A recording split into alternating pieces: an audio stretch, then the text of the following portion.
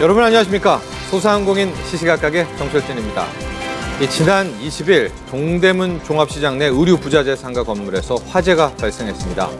이 층마다 점포가 밀집해 있다 보니까 10여 개 넘는 점포가 피해를 입었는데요.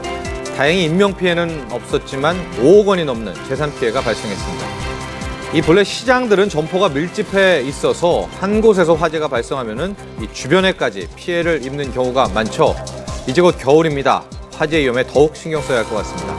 특히 이 우리 전통시장 상인들이 보다 더 안전하게 일할 수 있도록 관련 지자체에서도 안전점검에 더 힘써주기를 바라겠습니다. 자, 그럼 오늘 소상공인 시각각 본격적으로 시작합니다.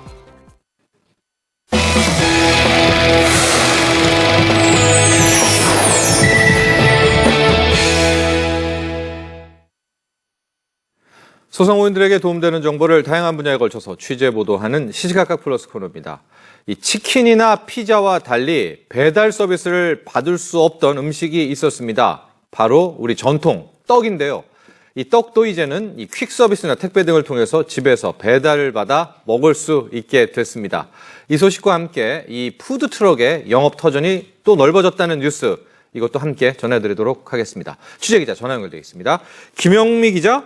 네, 김영미입니다. 그렇습니다. 이 개정된 식품위생법 시행규칙이 이제 시행이 됐죠. 그래서 이제 떡집에서 배달 서비스 할 수 있게 됐습니다. 우리는 떡을 배달시켜 먹을 수가 있고요. 이 소식도 먼저 시작해 볼까요?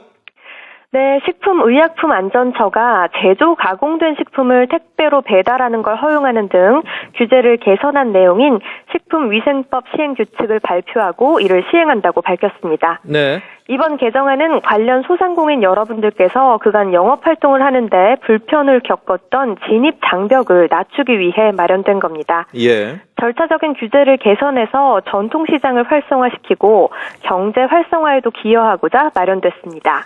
이번에 이 식품위생법 개정안 좀 더 구체적으로 보죠. 종전과 어떤 점이 달라졌을까요? 네, 기존에는요, 제조 가공식품은 영업장 안에서만 판매를 해왔고요. 예. 또 소비자에게 직접적으로 방문, 배달하는 것만을 허용했었는데요. 이제부터는 택배와 퀵 서비스 등을 이용해서 소비자에게 전달할 수 있게 됐다는 게 이번 개정안의 핵심입니다. 예. 이외에도 주요한 내용을 살펴보면요. 식용 유지와 체중 조절용 조제식품의 소분이 허용됐고요. 예. 전통시장 내 식품 제조, 가공업 시설의 기준의 특례 또한 마련됐습니다. 여기에 보면은 이제 특례 조항들이 좀 있는데 아까 말한 것처럼 이 조제식품 소분 작게 나눠서 이렇게 뭐 판매할 수 있다. 이 내용도 한번 점검해 볼까요? 네, 전통시장이 좁다는 등의 이유로 식품의 제조나 가공업의 시설 기준을 따르기에는 한계가 있는 경우에 그렇죠. 지자체장이 지역별로 특성을 고려해서 시설의 기준을 따로 정할 수 있도록 했습니다. 예. 아울러 그동안 소분 판매를 금지해왔던 식품 중에서도 식용 유지나 체중 조절용 조제식품에 대해서는 소분 판매가 가능해졌습니다. 예. 식용 유지와 체중 조절용 조제식품은 위해 발생 우려가 적다고 판단했기 때문에 법이 실정에 맞게끔 개정이 된 겁니다. 얼마나 쪼개서 팔 수 있을까요? 네, 이에 따라서 예컨대 200kg짜리 대포장 완제품의 포장을 풀어서요, 1kg 등의 적은 단위로 다시 포장을 해서 소비자에게 판매할 수 있게 됐습니다. 이 조제식품의 소분 판매 이런 것들은 우리 전통시장한테는 상당히 유리할 것 같아요. 그렇죠? 이 대규모 판매가 불가능한 거니까 이런 것도 굉장히 긍정적이고, 이와 함께 푸드트럭에 대한 관련 뉴스 속속 들어오고 있는데 영업 지역이 또 추가가 됐죠? 네, 영업할 수 있는 지역이 4개 지역으로 확대됐습니다. 네.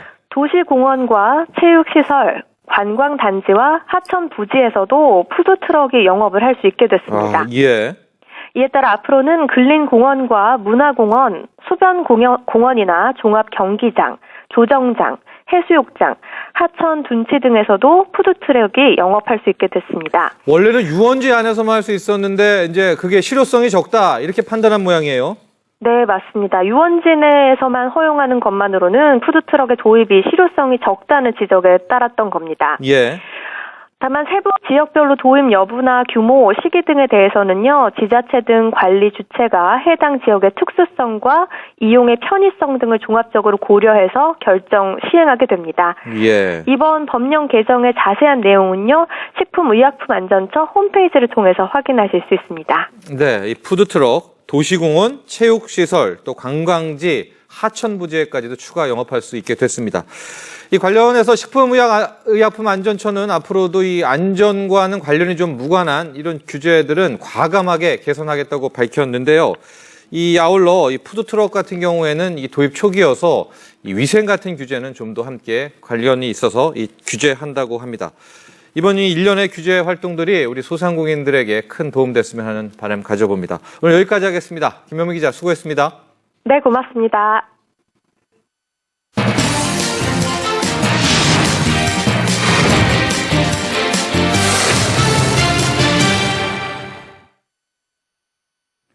네, 최근 경기도 부천시에서는 한국토지주택공사가 오정 물류단지 내 상류시설 용지를 코스트코 코리아에 분양한 것이 알려지면서 지역 소상공인들 거세게 반발하고 있습니다.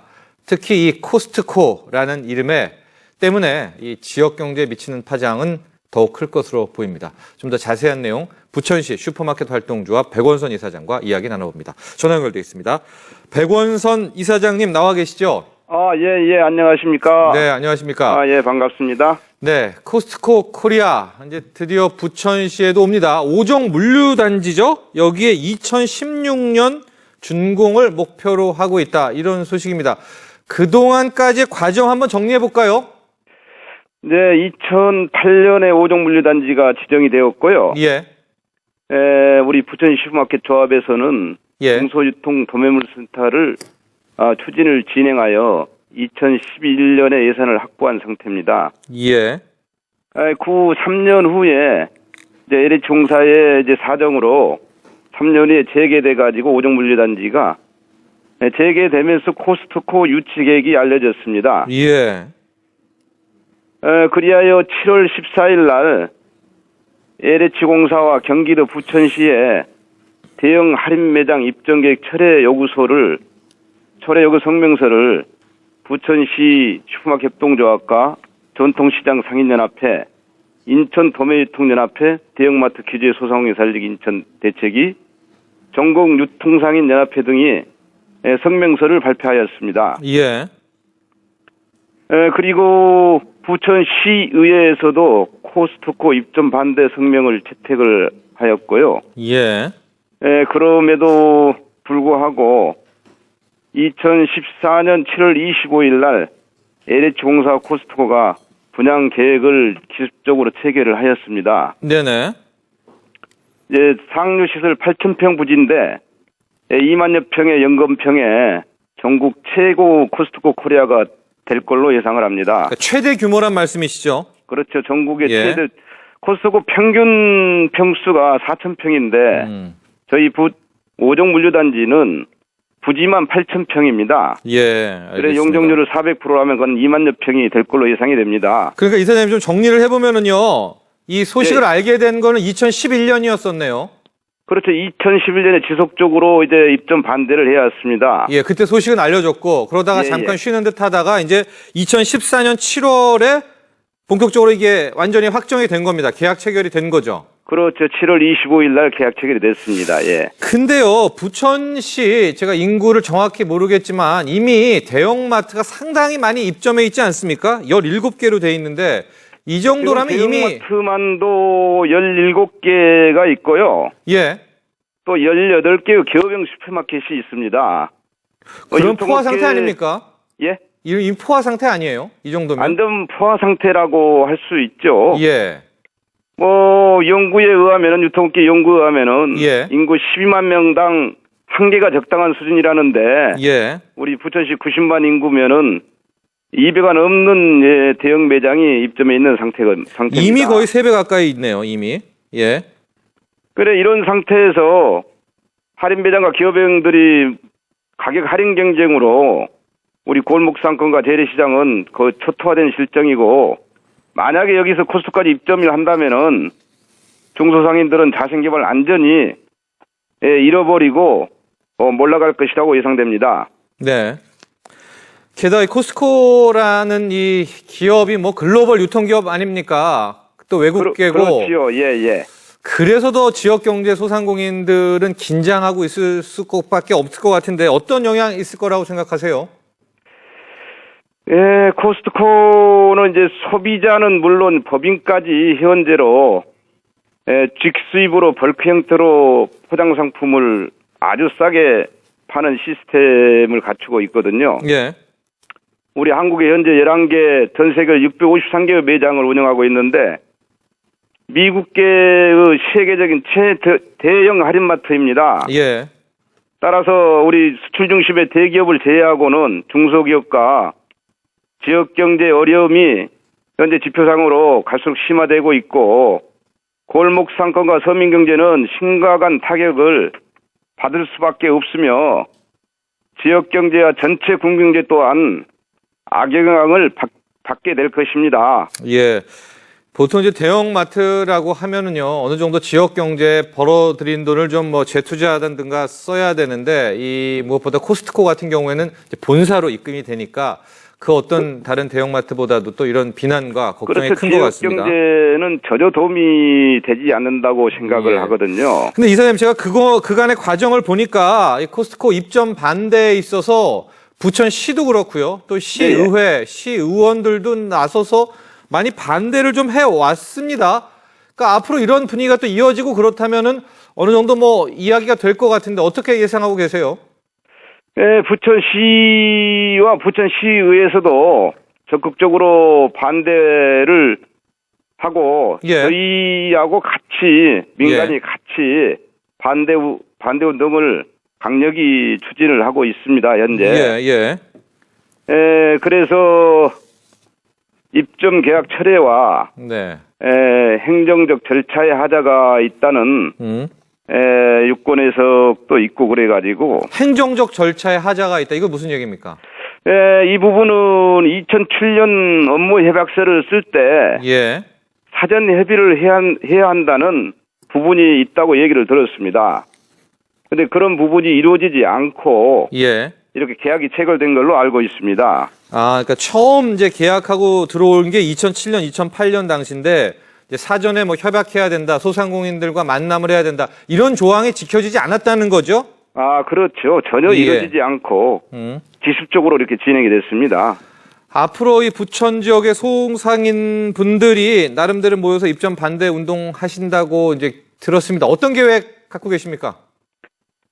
일단 저희들이 이거 10월 20일 날 대책위를 구성을 하였습니다. 예. 서민경제 위반은 코스트코 입점 저지라는 명칭을 가지고 그래서 부천시의 이제 주도적 역할이 절실히 필요하고 예. 부천시의회와 저희 대책위원회가 많은 사람들이 공감할 수 있도록 지역경제 활성화와 서민경제 보호 차원에서 명분과 설득력을 분명히 하여 추진할 예정입니다. 예. 그래 지금 현재 10월 29일 날 시장 면담이 진행돼 있고요. 두 번째로는 LH 국감 관련 10월 27일 국토위 방청을 준비하고 있습니다. 예. 그리고 세 번째는 성명서 발표와 서명운동을 할 예정입니다. 예.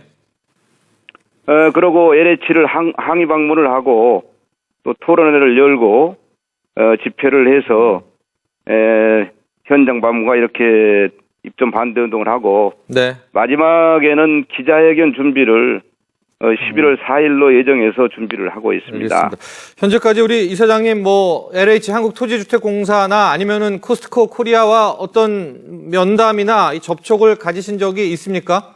지금 현재까지는 한 번도 접촉을 가진 적이 없습니다. 시도는 좀 해보셨어요? 시도는 해보지 못했고요. 예. 시 관계자하고만 계속 얘기를 하고 있습니다. 네. 한 자리에 모여가지고 한번 이야기해보는 그런 시간을 마련해봐도 좋겠다는 생각을 가져봅니다. 알겠습니다. 그래서 저희들이 입점 반대 대책위를 구성해서 네. 그렇게 방문을 하고 점차적으로 진행을 할 예정입니다. 알겠습니다. 오늘 함께해 주셔서 감사합니다. 예, 감사합니다. 지금까지 부천시 슈퍼마켓 협동조합 백원선 이사장과 이야기 나눠봤습니다.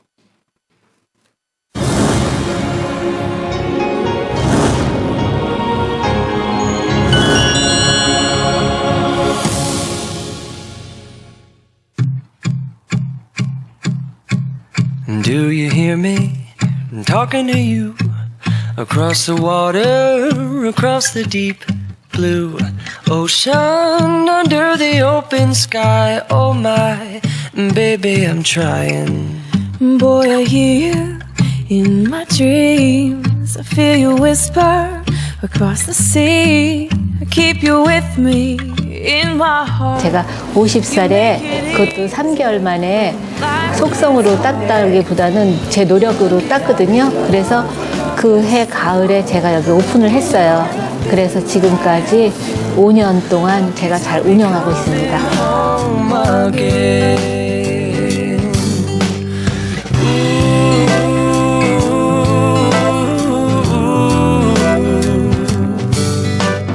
They don't know how long it takes. Waiting for a love like this.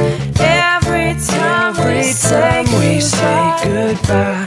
I wish 저희 아저씨가 제가 자격증 시험을 본다고 파지로 집에서 시간 안에 파마하는 거를 연습하니까 우리 아저씨가 그것만 치우라 그랬어. 너무 싫어하는 거야. 그래서 정말로 저기 부엌에서 이렇게 숨어갖고 막 하고 그랬다니까요. lucky to be coming home again. Lucky we're in love in every way. Lucky to have stayed where we have stayed. Lucky to be coming home someday. And so I'm sailing through the sea to an island where we'll meet. You'll hear the music.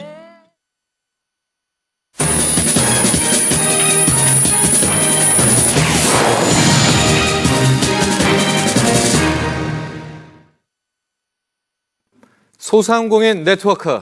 네, 오늘은 부지런함과 신선함을 강점으로 내세운 시장을 소개해드릴까 합니다. 바로 강원도 춘천의 풍물시장인데요. 이 춘천 풍물시장에서는 매일 오전 9시부터 10시까지 새벽 시장을 시작해서 침체됐던 시장에 활기를 불어넣고 있다고 합니다. 자세한 내용 춘천 풍물시장 상인의 임병철 회장과 이야기 나눠보겠습니다. 전화 연결되어 있습니다. 임병철 회장님 안녕하십니까? 네, 안녕하세요. 춘천 풍물시장 유명하지만요. 이 낯설어하는 시청자분들을 위해서 간단한 소개 부탁드립니다. 네, 저희 시장은 강원도의 청정 지역에서 채취되는 예. 각종 산약초와 산나물 그리고 무엇보다도 정이 넘치는 민속 오일장으로 89년도에 그 환경 정비 사업의 일환으로 당시 춘천 시내의 노점 등을 정리하면서 약사천 복개지 위에 자연스럽게 재래시장의 형태를 갖추고 풍물시장이라는 이름으로 영업해 오고 있었습니다. 예.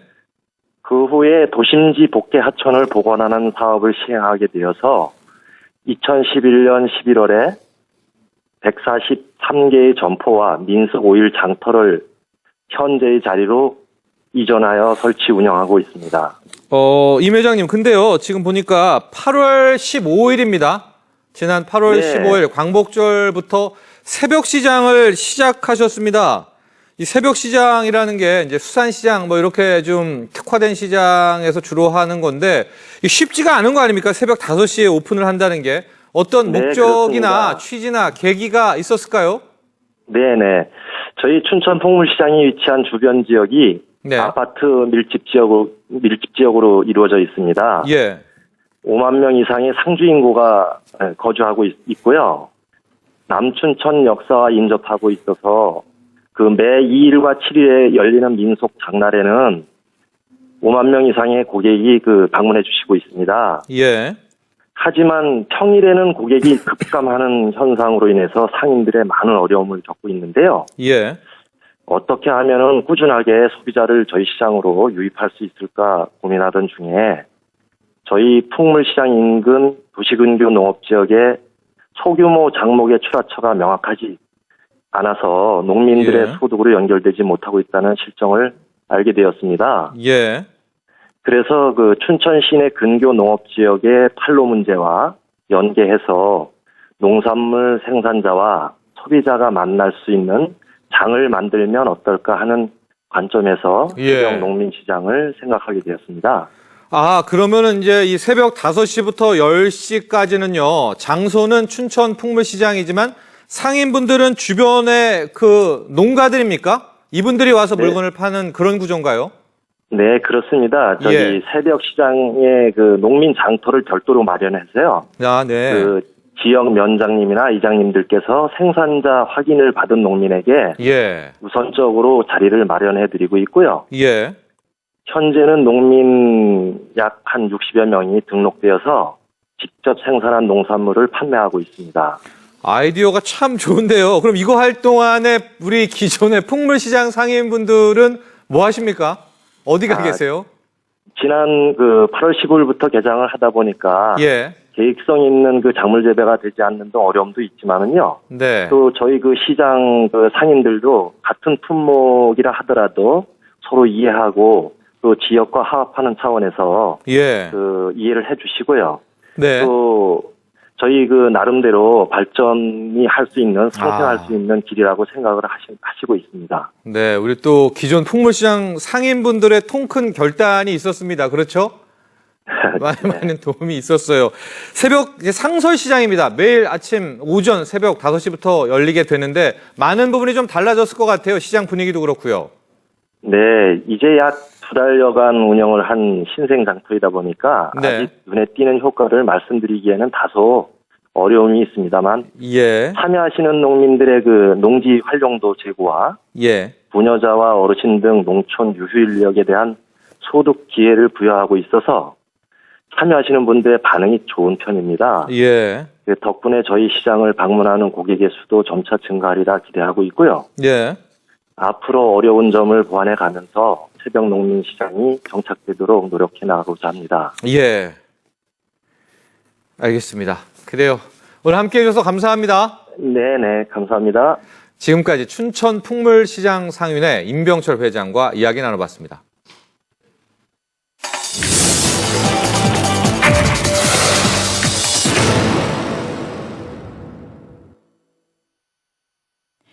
오늘의 간추린 소식입니다.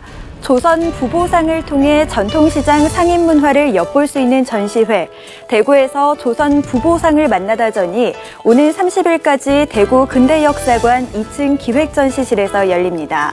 이번 전시회는 전국 5일장을 다니며 행상하던 부상과 보상을 조명하여 현재 전통시장 상인의 뿌리를 보여주고자 기획됐는데요.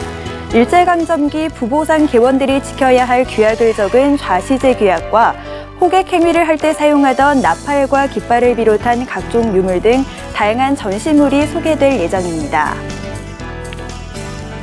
제주특별자치도 서귀포시의 공무원들이 톡톡 튀는 관광 아이디어 발굴을 위한 동아리를 운영합니다. 시는 지역 관광 및 요식업 등의 소상공인 소득 증대에 기여하고자 본청 관광진흥과 직원 등으로 아이디어 뱅크 동아리를 구성했는데요. 타 지역과 차별화되는 관광사업과 지역 고유의 자연 및 문화자원을 활용한 관광상품을 개발하는 등 관광과 관련된 발굴 활동을 펼칠 계획입니다. 지금까지 오늘의 간추린 소식이었습니다. 네, 오늘 저희가 준비한 소식은 여기까지입니다. 소상공인이 대상공인이 되는 그날까지 저희 소상공인 시시각각은 계속됩니다. 내일 다시 찾아뵙겠습니다. 여러분 감사합니다.